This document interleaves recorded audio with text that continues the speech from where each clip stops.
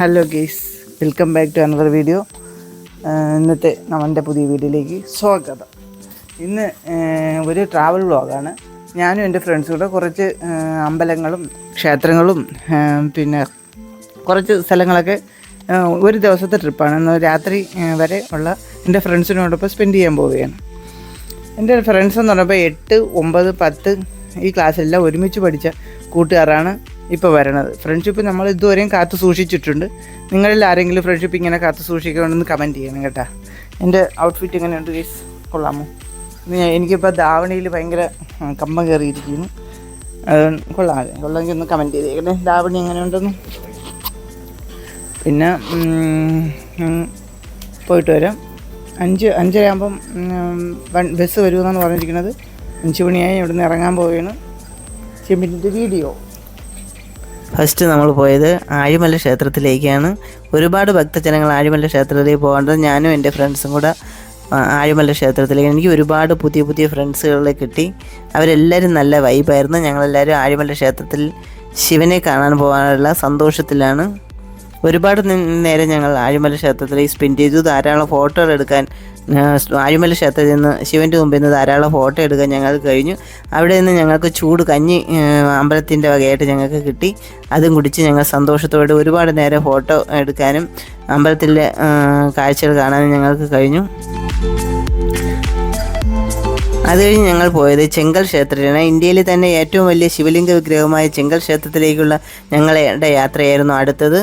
അവിടെ ചെങ്കൽ ക്ഷേത്രത്തിൽ നിന്ന് ധാരാളം ഫോട്ടോ എടുക്കാനും ശിവലിംഗത്തിൻ്റെ മുമ്പ് നിന്ന് ഫോട്ടോ എടുക്കാനും അവിടുത്തെ ശിവനെ പ്രാർത്ഥിക്കാനും തൊഴുവാനും ഒക്കെ ഞങ്ങൾക്ക് കഴിഞ്ഞു. വളരെ നല്ല അന്തരീക്ഷമായിരുന്നു ചെങ്കൽ ക്ഷേത്രത്തിലേത്.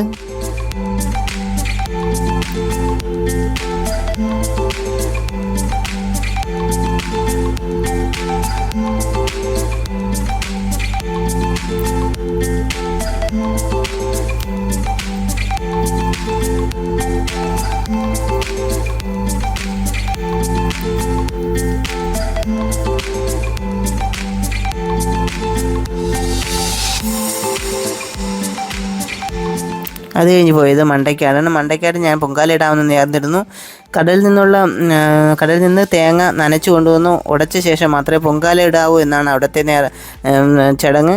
പൊങ്കാല ഇടാനായി ഒരുപാട് ഭക്തജനങ്ങൾ മണ്ടയ്ക്കാട് ക്ഷേത്രത്തിലുണ്ടായിരുന്നു.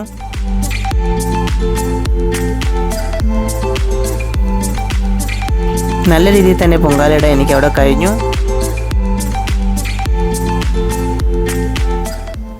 അതിനുശേഷം ഞങ്ങൾ പോയത് കന്യാകുമാരി ദേവിയുടെ തിരുസന്നിധിയിലേക്കാണ്. നല്ല അടാർ വെയിലായിരുന്നു. അതുകൊണ്ട് വിവേകാനന്ദ പാറയിൽ പോകണം എന്നുള്ളതായിരുന്നു നമ്മുടെ പ്രധാന ലക്ഷ്യം. പക്ഷേ അടാർ വെയിലും അതിലുപരി ഒരുപാട് നീണ്ട ക്യൂ ആയതിനാൽ ഞങ്ങൾക്ക് വിവേകാനന്ദ പാറയിൽ പോകാൻ കഴിഞ്ഞില്ല.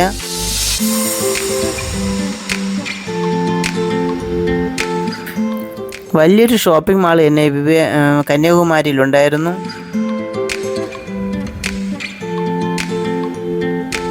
വിവിധ തരത്തിലുള്ള ശംഖുകളും നക്ഷത്രങ്ങളും ഒക്കെ കാണാൻ കഴിഞ്ഞു.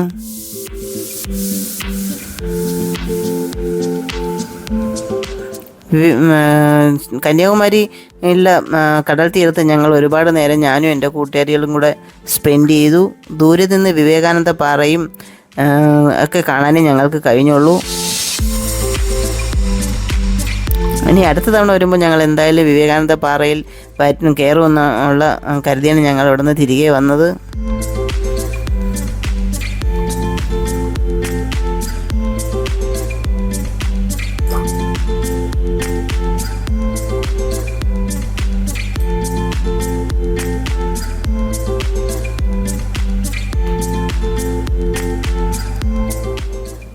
വിവേകാനന്ദ പാറയിൽ പോവാത്ത സങ്കടത്തോടെ കന്യാകുമാരി ദേവിയും പ്രാർത്ഥിച്ചു തിരികെ വന്ന് ഞങ്ങളൊരു കട്ടനും കുടിച്ച് തിരികെ യാത്ര ചെയ്യണം.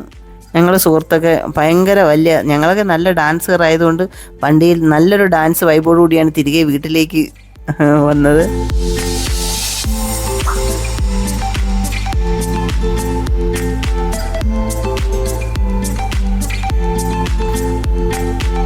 ഇതോടെ എൻ്റെ ഇന്നത്തെ ട്രാവൽ വീഡിയോ കഴിയാണ് ഗീസ്. ഇനി അടുത്ത വീഡിയോ കാണുന്നവരും tata bye bye. Okay, see U.